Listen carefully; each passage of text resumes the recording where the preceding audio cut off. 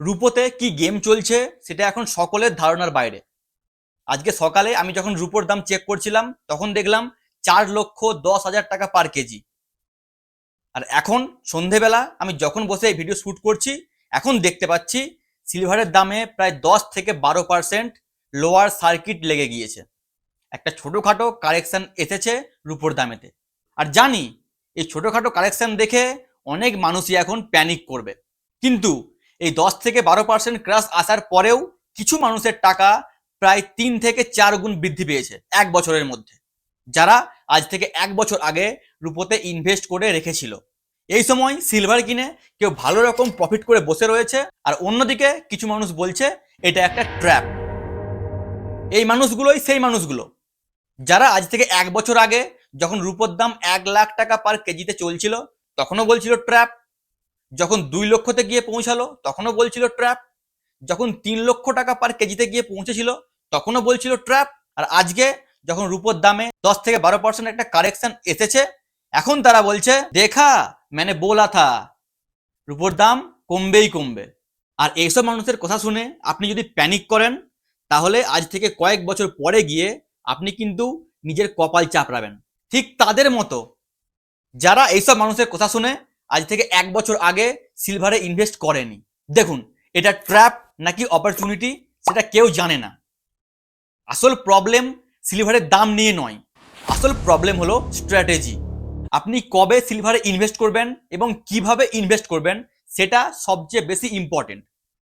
রুপোর দাম কোথায় গিয়ে পৌঁছালো, কাল কোথায় থাকবে, পরশুদিন কোথায় থাকবে, সেটা কোনো ম্যাটার করে না। আজকের ভিডিওতে আমি বলবো কি কি ভাবে আপনি সিলভারে ইনভেস্ট করতে পারবেন, সেই পদ্ধতিগুলোর মধ্যে সবথেকে কোনটা বেস্ট, কোন পদ্ধতির মাধ্যমে ইনভেস্ট করলে সবথেকে বেশি আপনি রিটার্ন পাবেন, এবং কোন পদ্ধতির মাধ্যমে ইনভেস্ট করলে আপনার সবচেয়ে বেশি লস হবে। তাই এই ভিডিওটি স্কিপ না করে সম্পূর্ণ দেখুন। আজকের এই ভিডিও দেখার পর আপনার মনে সিলভার নিয়ে আর কোনো ডাউট থাকবে না। আমাদের কাছে সিলভার কেনার জন্য প্রধানত 4টি রাস্তা রয়েছে। প্রথম, ফিজিক্যাল সিলভার, যেখানে আপনি সিলভারে ইনভেস্টমেন্ট বলতে সিলভারের জুয়েলারি পারচেস করে আনবেন কিংবা সিলভারের ইট বা বার পারচেস করে আনবেন। দ্বিতীয় হলো ডিজিটাল সিলভার, যেখানে আপনি নিজের মোবাইলের অ্যাপস থেকে সিলভার কিনতে পারবেন। এই ক্ষেত্রে কি হবে, আপনার হাতে সিলভার আসবে না, আপনার মোবাইলের অ্যাপসে দেখাবে আপনি কতটা পরিমাণ সিলভার হোল্ড করছেন। 3 নম্বর অপশন হলো সিলভার ইটিএফ, যেখানে আপনি শেয়ার কেনা বেচার মতো সিলভার কেনা বেচা করতে পারবেন। আর 4 নম্বর এবং লাস্ট অপশন হলো সিলভার মিউচুয়াল ফান্ড, ঠিক ইকুইটি মিউচুয়াল ফান্ডের মতোই। ইকুইটি মিউচুয়াল ফান্ডে যেমন আমরা এসআইপি করতে পারি, large cap, mid cap, flexi cap, small cap, ঠিক সেরকমই সিলভার মিউচুয়াল ফান্ডেও আপনি এসআইপির মাধ্যমে প্রত্যেক মাসে ইনভেস্টমেন্ট করতে পারবেন।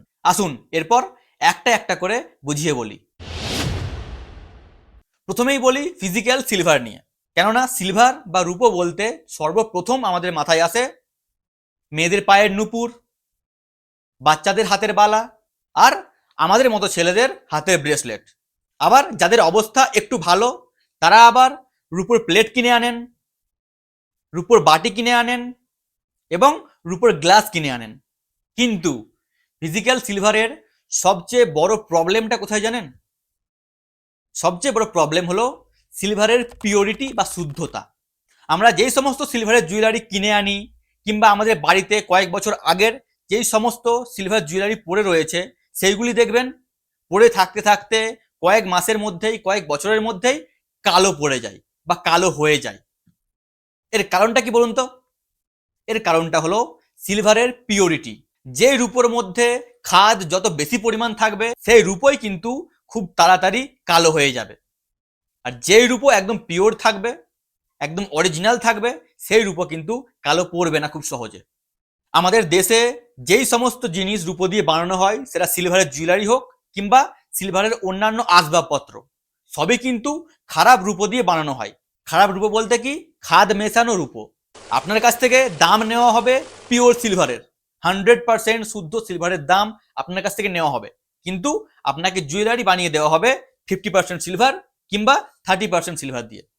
আর বাকি যে 50% রয়ে গেল, বাকি যে 70% রয়ে গেল, সেইগুলো অন্যান্য ধাতু মিক্স করে দেওয়া হয়, যেমন তামা, কেডিয়াম কিংবা জিঙ্ক। অর্থাৎ আপনি যদি 100 গ্রাম রূপোর জুয়েলারি পারচেস করতে যান, তো সেখানে সিলভার থাকবে মাত্র 50%, আর বাকি 50% থাকবে তামা বা জিঙ্ক। আপনার বাড়িতেও যদি কয়েক বছর আগের পুরনো সিলভারের জুয়েলারি থাকে, তো আপনি একবার গিয়ে চেক করে আসতেই পারেন। তাহলে আপনি আমার কথার সাথে সম্পূর্ণরূপে এগ্রি করতে পারবেন। একে তো খাদ মেশানো সিলভার, তার উপরে আবার মজুরি যোগ করে দেওয়া হয়। যে কোনো জুয়েলারি কিনতে গেলে তার উপর প্রত্যেক গ্রামে 200 থেকে 300 টাকা আমাদেরকে মজুরি পে করতে হয়। তার উপরে আবার 3% জিএসটি, সেটা কে দেবে? আপনাকেও পে করতে হবে 3%, আমাকেও পে করতে হবে 3%। আচ্ছা, অনেকে আবার মনে করেন যে আমরা তো সিলভারের জুয়েলারি পারচেস করি না, আমরা সিলভারের কয়েন কিনে আনি কিংবা সিলভারের বার বা বিস্কুট কিনে আনি। তো সেই সব মানুষরা এই ভিডিওটা একবার দেখে নিন।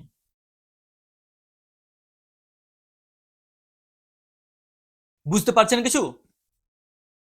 আপনাকে এই মাত্র ভিডিওর মাধ্যমে আমি যে দুটি কয়েন দেখালাম, সেই দুটি কয়েন দেখতে প্রায় সেম, এদের ওজন একদম সেম এবং ফিনিশিং সেটাও সেম। কিন্তু এই দুটি কয়েনের মধ্যে একটি কয়েনের দাম বর্তমানে 500 টাকা, আর একটি কয়েনের দাম বর্তমানে 5000 টাকা। অর্থাৎ একটি আসল এবং একটি ডুপ্লিকেট। এরপর আপনি বলুন কোনটা ফেক আর কোনটা রিয়েল, বলতে পারবেন? আমিও পারবো না। দিন দিন রূপোর দাম যত বেশি বাড়ছে, মানুষের সাথে কিন্তু তত বেশি করেই ফ্রড হচ্ছে। আজকাল তো আবার কিছু কিছু ব্র্যান্ডের স্ট্যাম্প মারা হয়ে রূপোর বার আসছে বা বিস্কিট আসছে, যেইগুলি ওপর থেকে কোটিং করা, সিলভার দিয়ে কোটিং করা, আর ভেতরে অন্য ধাতু রাখা আছে। যাই হোক, সে ব্র্যান্ডের নাম আমি বললাম না, কিন্তু এরকম বিস্কুট মার্কেটে অনেক ছড়ি ছিটিয়ে আছে। আপনি চাইলে গুগলে যান এবং সেখানে গিয়ে জাস্ট লিখুন ফেক সিলভার বার, তাহলে আপনি দেখতে পাবেন যে কত রকম ভাবে এখন ফ্রড হচ্ছে মানুষের সাথে। আপনি যে রূপোর বিস্কুট বা রূপোর বারটি কিনে এনে রেখেছেন বাড়িতে ইনভেস্টমেন্ট হিসেবে, আর ভাবছেন 10 বছর পরে গিয়ে এর টাকা ডবল হয়ে যাবে কিংবা 4 গুণা হয়ে যাবে কিংবা 10 গুণা হয়ে যাবে, তো আপনাকে বলবো আপনি চাইলে কিন্তু আপনার সেই বারটি একবার কেটে যাচাই করতেই পারেন। এতে হয়তো আপনার সেই বারের শেপ খারাপ হয়ে যাবে, আকৃতি খারাপ হয়ে যাবে, কিন্তু আপনি নিশ্চিন্ত হয়ে থাকতে পারবেন সেটা রিয়েল সিলভার নাকি ফেক সিলভার। এমনটা হতে পারে আপনি কেঁচো খুঁড়তে গেলেন আর ওইটা বেরিয়ে পড়লো, যেটা বলতে পারলাম না আমি। এরপর আপনাদেরকে ডিজিটাল সিলভার নিয়ে একটু বলি, কেননা এখন বেশিরভাগ মানুষ স্মার্ট হয়ে গিয়েছে, বাড়িতে বসেই তারা সিলভার কিনছে বিভিন্ন ধরনের মোবাইল অ্যাপ্লিকেশনের মাধ্যমে, আর তার সাথে সাথে সেসব মানুষজন ঠকছেও বেশি। আপনি যখনই ডিজিটাল সিলভার পারচেস করবেন, সাথে সাথে কিন্তু আপনার 15 থেকে 20% টাকা অলরেডি লস হয়ে যাবে।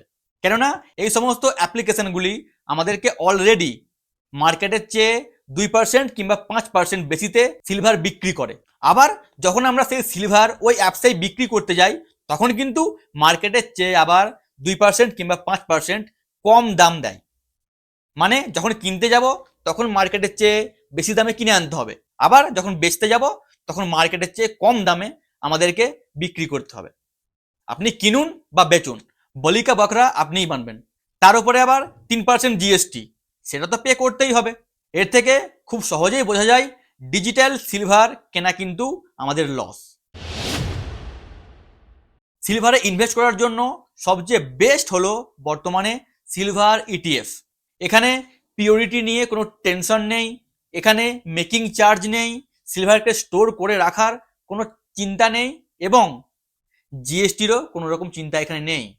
আছে শুধুমাত্র এক্সপেন্স রেশিও, যেটা 0.5% থেকে 0.75%-এর মধ্যে হয়, অর্থাৎ নামমাত্র একটা।